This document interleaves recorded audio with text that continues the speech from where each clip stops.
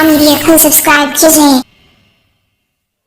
अस्सलामु अलैकुम वरहमतुल्लाहि वबरकातुहू। नहमदुहु व नुसल्ली अला रसूलिहिल करीम, अम्मा बाद।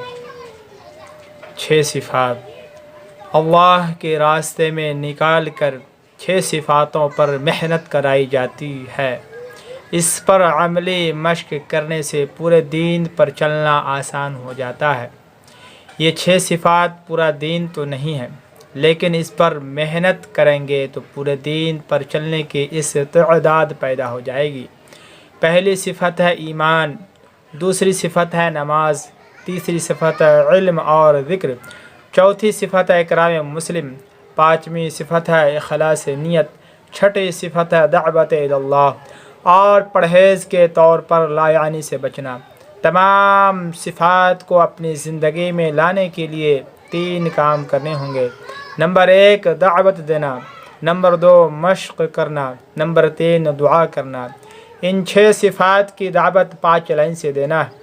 नंबर 1 हर वक्त दावत देना है, नंबर 2 हर जगह दावत देना है, नंबर 3 हर अमल से दावत देना है, नंबर 4 हर एक को दावत देना है, नंबर 5 हर अमल से दावत देना है।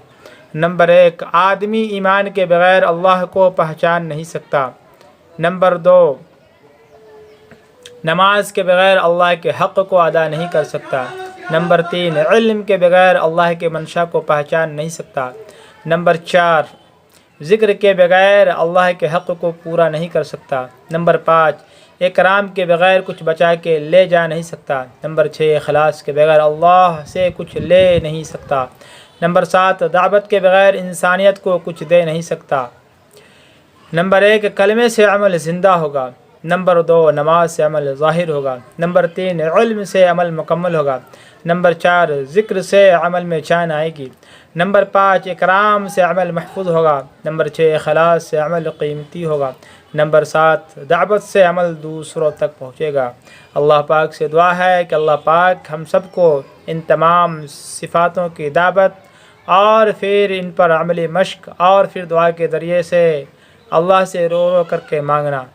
अल्लाह पाक से दुआ है कि अल्लाह पाक कहने सुनने से ज़्यादा हम सबको अमल की तौफ़ीक़ अता फ़रमाए।